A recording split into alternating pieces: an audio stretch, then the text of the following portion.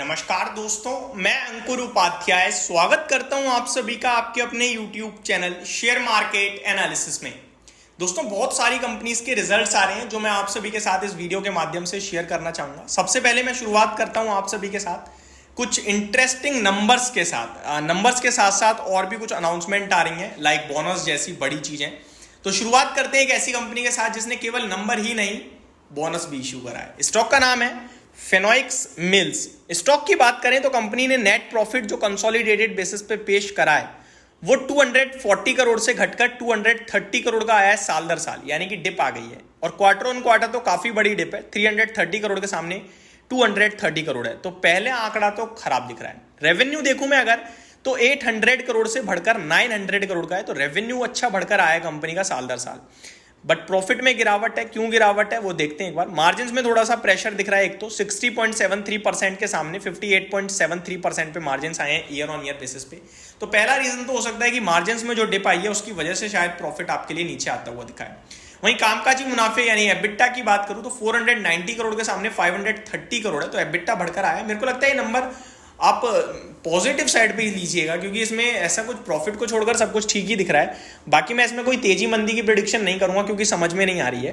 Company ने bonus भी issue करा है 1:1 का, यानी एक के सामने एक शेयर एज अ बोनस आपको मिल जाएगा और स्टॉक का भाव उसी रेशो में डेप्रिशिएट होता हुआ दिखेगा। आगे बढ़ते हैं नेक्स्ट स्टॉक के बारे में, और ये भी एक रियल एस्टेट की कंपनी है और स्टॉक ने आउट परफॉर्म करा है। स्टॉक का नाम है प्रेस्टीज एस्टेट्स। इसके नंबर भी दमदार दिख रहे हैं शायद। कंसोलिडेटेड नेट प्रॉफिट 267 करोड़ के सामने 230 करोड़ है ईयर ऑन ईयर बेस पे। तो मुनाफा घट गया है साल दर साल दोस्तों, लेकिन क्वार्टर ऑन क्वार्टर काफी बढ़िया बढ़त है। 140 करोड़ के सामने 230 करोड़ की कंपनी ने मुनाफा पेश करा है क्वार्टर ऑन क्वार्टर। तो ये अच्छी बात है। रेवेन्यू की बात करें तो 1681 करोड़ के सामने 1860 करोड़ का रेवेन्यू कंपनी क्लॉक करते हुए दिखी है आपको।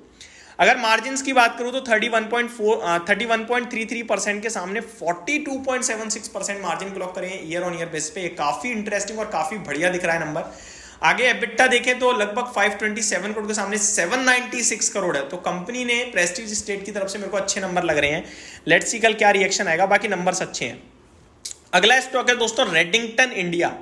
कंपनी ने नेट प्रॉफिट 249 करोड़ के सामने 246 करोड़ पेश करा है साल दर साल, लेकिन क्वार्टर ऑन क्वार्टर मुनाफा घट गया है। 325 करोड़ के सामने 246 करोड़ का रह गया है।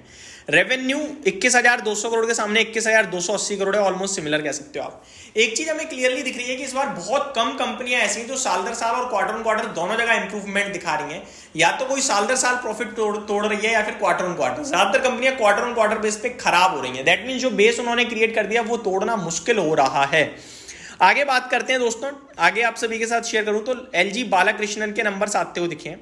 मुनाफा 55.4 करोड़ के सामने 65.2 करोड़ हो गया है ईयर ऑन ईयर बेसिस पे, लेकिन क्वार्टर ऑन क्वार्टर यहां भी गिरावट है। देखा जैसा कि अभी भी मैंने आपको बताया, 67.8 करोड़ के सामने 65.2 करोड़ पे मुनाफा रह गया है कंपनी का quarter on quarter. Revenue 539 crore के सामने 570 करोड़ है साल दर साल। मार्जिन्स में गिरावट आ गई है, 16.27% से घटकर 15.61% के आए हैं।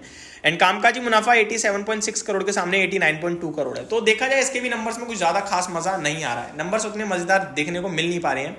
आगे बढ़ता हूं दोस्तों। आईआईएफएल सिक्योरिटीज, मुनाफा 75 करोड़ के सामने 180 करोड़ है, लेकिन क्वार्टर ऑन क्वार्टर 180 करोड़ के सामने ऑलमोस्ट 180 करोड़ है। तो यहाँ पे कोई ग्रोथ नहीं है क्वार्टर ऑन क्वार्टर। साल दर साल तो अच्छा है। रेवेन्यू 409 करोड़ के सामने 640 करोड़ आया है, लेकिन ईयर ऑन ईयर बेस पे, लेकिन इसका भी क्वार्टर ऑन क्वार्टर खराब है। तो मैं इस पर भी कुछ कमेंट नहीं करूंगा। नेक्स्ट है आपका टाटा स्टील। टाटा स्टील के नंबर इंटरेस्टिंग होंगे देखने। कंसोलिडेटेड नेट प्रॉफिट 920 करोड़ पे आया है 525 करोड़ से बढ़कर। बट इंटरेस्टिंग पार्ट पता है क्या है कि कंपनी को एक्सेप्शनल आइटम है 360 करोड़ का। तो अगर मैं 360 करोड़ का हटाऊं तो ये रह गया आपका लगभग 570-80 करोड़ का मुनाफा, और अनुमान 950 करोड़ का था। तो मेरे को लगता है ये खराब नंबर है। रेवेन्यू देखूं तो 54,800 करोड़ का आया है, 57,100 करोड़ से अनुमान जो था उसके सामने। वहीं अगर कंपेयर करोगे तो 59,500 करोड़ से घटकर 54,800 करोड़ है। तो टाटा स्टील ने निराश किया है दोस्तों। मार्जिन 10.4% पे आए हैं, अनुमान 11.1% का था। तो इसके भी मजेदार नंबर नहीं है। कामकाजी मुनाफा 5,690 करोड़ का आया है, 6,300 करोड़ का अनुमान था। तो खराब नंबर दिख रहे हैं। आगे के साथ बात करूं तो कोल इंडिया के नंबर्स मैं आपके साथ शेयर करना चाहूंगा, क्योंकि रिजल्ट्स तो बहुत सारे आ रहे हैं। बड़े नाम आपके साथ डिस्कस करता हूं। कोल इंडिया के नंबर्स में मजा आया मेरे को। नेट प्रॉफिट 10,960 करोड़ का आया है, अनुमान था आपका 8,000 करोड़ का, तो बुरी तरीके से बीट कराया कंपनी ने अपने अनुमान को। रेवेन्यू का अनुमान था 36,000 करोड़ का और आया है 465 करोड़।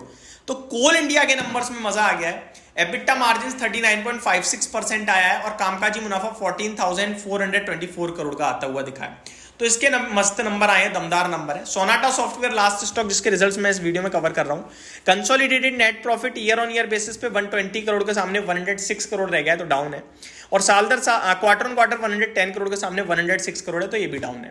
रेवेन्यू 2527 करोड़ पे आया, जो कि साल दर साल क्वार्टर ऑन क्वार्टर दोनों जगह बढ़कर आया है लगभग 20% तक, तो अच्छा है ये। मार्जिन 8.84% से घटकर 6.97%, ये भी खराब है। कामकाजी मुनाफा 178 करोड़ के सामने 176 करोड़, तो इसके नंबर्स को भी मैं थम्स डाउन ही दूंगा। तो ये मेरी तरफ से आपके लिए कुछ स्टॉक्स थे जो रिजल्ट्स पेश करते हुए दिखे हैं। कोल इंडिया को छोड़कर मेरे को ज्यादा कहीं भी मजा नहीं आया है। Thank you so much for watching this video. Have a great day guys.